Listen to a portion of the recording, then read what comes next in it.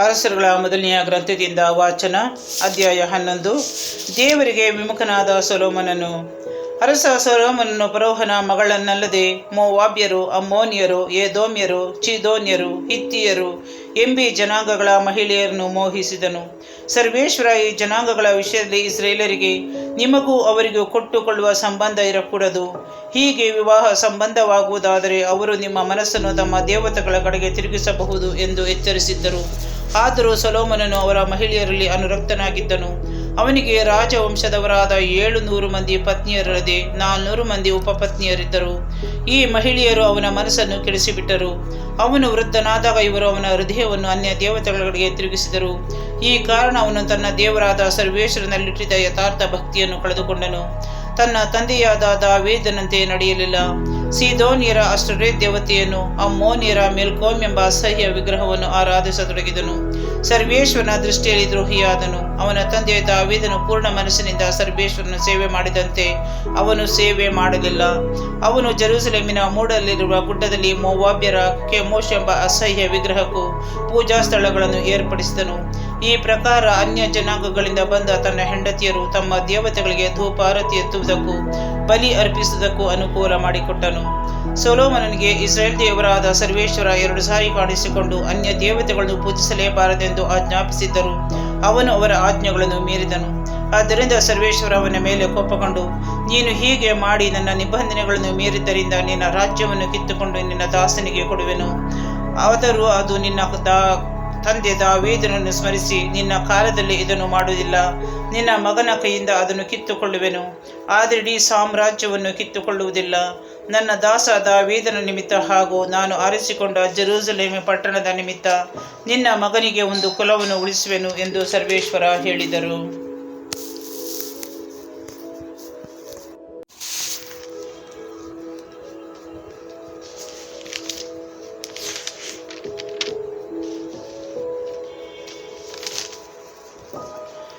ಸೊಲೊಮೋನನ ಶತ್ರುಗಳು.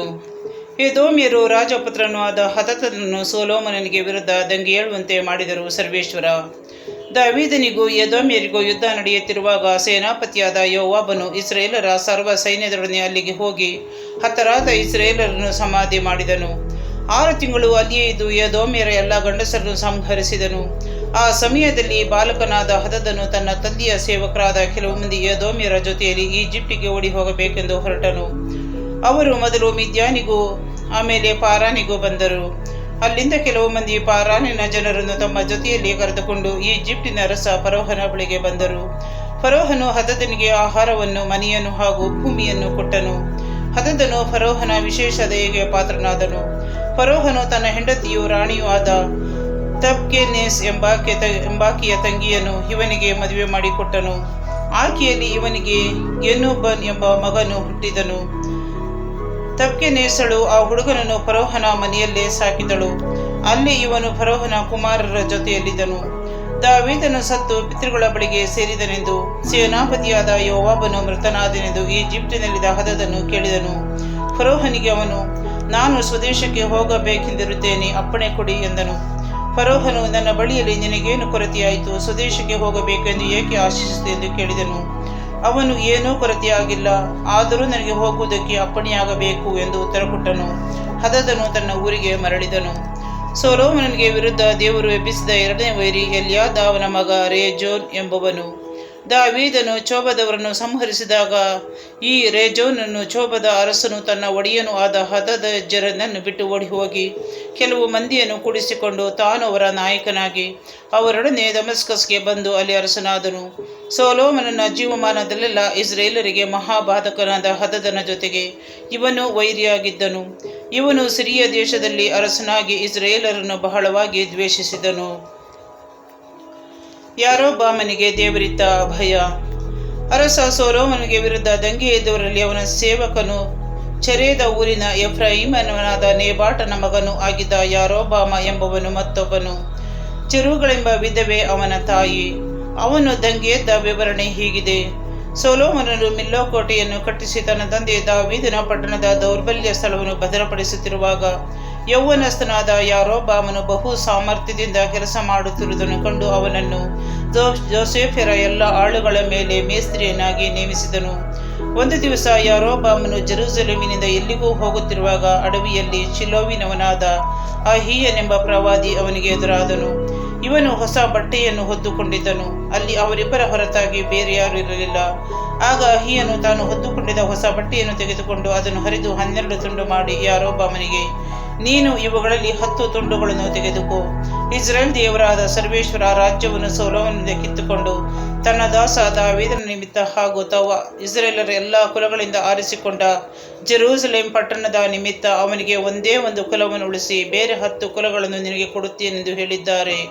ಇದಲ್ಲದೆ ಅವರು ನಿನಗೆ, ಸೊಲೊಮೋನನು ಅವನ ಮನೆಯವರು ನನ್ನನ್ನು ಬಿಟ್ಟು ಸೀದೋನಿಯರ ದೇವತೆಯಾದ ಆಸ್ಟೋರೆತ್, ಮೋವಾಬ್ಯರ ದೇವತೆಯಾದ ಕೆಮೋಷ್, ಅಮ್ಮೋನಿಯರ ದೇವತೆಯಾದ ಮಿಲ್ಕೋಮ್ ಇವುಗಳನ್ನು ಆರಾಧಿಸುತ್ತಿದ್ದಾರೆ. ಅವರ ತಂದೆ ದಾವೀದನ ನನ್ನ ನಿಯಮಗಳನ್ನು ವಿಧಿಗಳನ್ನು ಕೈಗೊಂಡು ನನ್ನನ್ನು ಮೆಚ್ಚಿಸಿ ನಡೆದಂತೆ ಅವರು ನಡೆಯದೆ ಹೋದದ್ದು ಇದಕ್ಕೆ ಕಾರಣ. ಆದರೂ ನಾನು ಸೊಲೊಮೋನನಿಂದ ಸಾಮ್ರಾಜ್ಯವನ್ನೆಲ್ಲ ಕಿತ್ತುಕೊಳ್ಳುವುದಿಲ್ಲ. ನನ್ನ ಆಜ್ಞಾವಿಧಿಗಳನ್ನು ಕೈಗೊಂಡವನು ನಾನು ಆರಿಸಿಕೊಂಡ ದಾಸನೂ ಆದ ದಾವೀದನ ನಿಮಿತ್ತ ಅವನನ್ನು ಅವನ ಜೀವಮಾನದಲ್ಲೆಲ್ಲ ಅರಸನನ್ನಾಗಿಯೇ ಇರಿಸುವೆನು. ಆದರೆ ಅವನ ಮಗನ ಕೈಯಿಂದ ಅದನ್ನು ಕಿತ್ತುಕೊಂಡು ನಿನಗೆ 10 ಕುಲಗಳನ್ನು ಕೊಡುವೆನು.